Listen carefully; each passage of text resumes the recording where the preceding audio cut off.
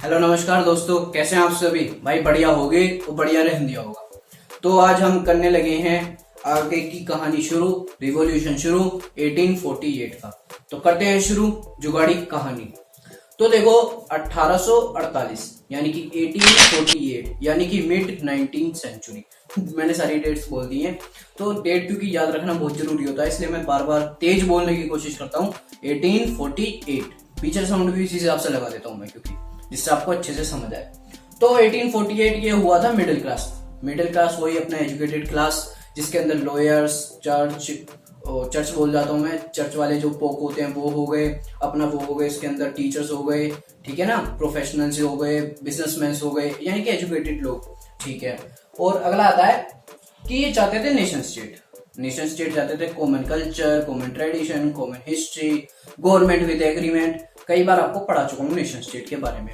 और ये चाहते थे पार्लियामेंट पॉलिसी, मतलब कि कॉन्स्टिट्यूशन हो, राइट टू प्रेस हो, हमें मतलब सारी आजादी दे दो। लिबरल का कहने का मतलब ये था। तो आते हैं बोर्ड पर और कुछ समझते हैं। यहाँ पर हो चुकी है हमारी जुगाड़ी कहानी खत्म।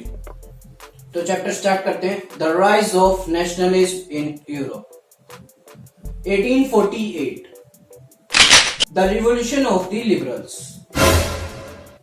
ये फर्स्ट पॉइंट आता है इसमें, led by middle class people. कौन है इसके अंदर? टीचर हैं,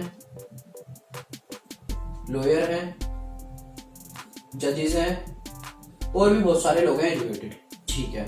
अगला आता है wanted to establish nation state, यानी कि कल्चर, कॉमन ट्रेडिशन, हिस्ट्री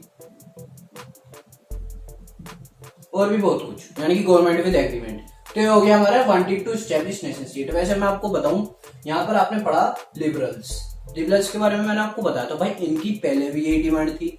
अब ये बेचारे इनके बच्चे हो गए होंगे या जो भी होंगे, इस रिवोल्यूशन को आगे बढ़ा रहे हैं, तो इनकी अब भी यही डिमांड्स हैं। आप देखोगे पहले हमने कुछ साल पहले ये पढ़ा था, जब लिबरल नए नए आए थे तो भी यही डिमांड कर रहे थे, और अब ये 1848 तक आ चुके हैं तो अब भी यही डिमांड कर रहे हैं।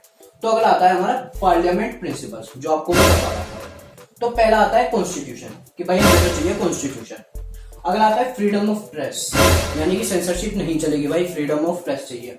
और अगला आता है फ्रीडम ऑफ एसोसिएशन, तो यानी कि इसके अंदर की एक भैया गवर्नमेंट हो, अच्छे खासे वोट करते हो, हम पॉलिसी हो पूरी, और हम इसको अच्छे से करें। आगे पढ़ाता हूँ इसमें, अभी जा नहीं रहा, इसके बाद दिखाता हूँ क्या करना है।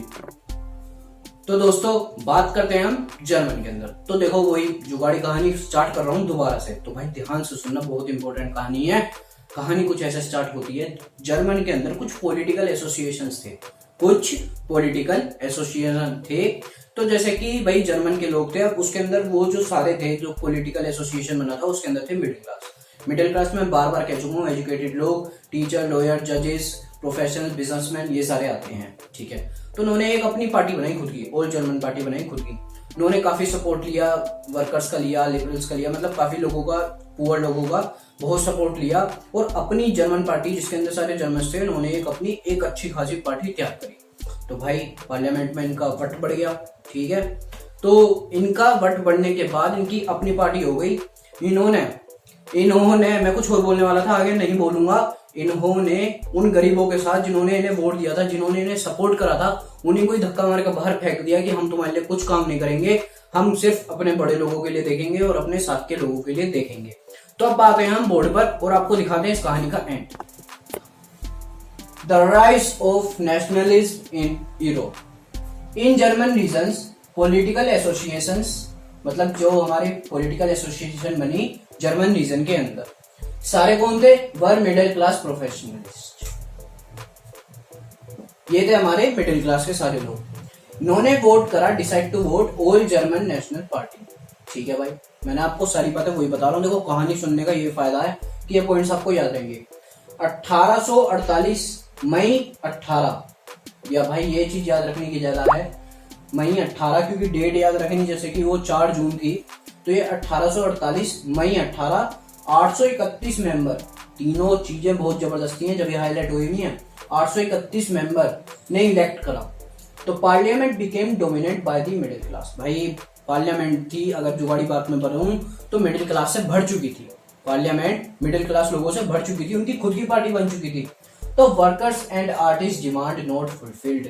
मैंने क्या कहा, आपको यही ट्विस्ट था कि भाई जिन्होंने इन्हें सपोर्ट दिया, जिन्होंने इनकी सरकार बनाई, जिन्होंने इन्हें पार्लियामेंट में भेजा, जो ये कहीं के गली के वो थे, ठीक है ना, तो ये पार्लियामेंट में आज बैठे हैं, लेकिन उन्होंने इनकी बात नहीं मानी। वर्कर्स और आर्टिस्ट डिमांड नॉट फुलफिल्ड।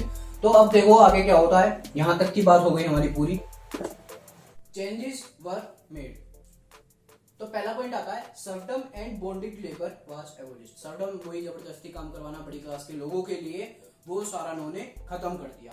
सर्वडम जैसे कि जबरदस्ती काम करवाते रहते हैं हम, और जी हमारा वो बिना रिवेन्यू के, बिना कोई वेजिस के जबरदस्ती काम करवाए जा रहे हैं। कुल मिला के जबरदस्ती जबरदस्ती जबरदस्ती बोले जा रहा हूं। तो मतलब सर्वडम मतलब जबरदस्ती काम, बॉन्डेड लेबर। अगला पॉइंट आता है granted autonomy to the Hungarians. Hungarians का मतलब वैसा आप कहीं सोच रहे होगे भूखे नंगे, बिल्कुल नहीं है भाई ऐसा।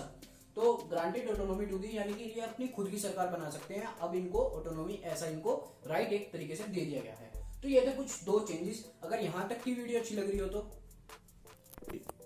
तो भाई यहाँ तक की वीडियो अच्छी लगी हो तो लाइक कर देना। अगर कोई भी क्वेरी हो तो कमेंट कर देना। कमेंट तो भाई करना इस वीडियो में, चाहे अच्छी लगे चाहे बुरी लगे, कमेंट जरूर करना। Thanks for watching. जय हिंद, जय भारत।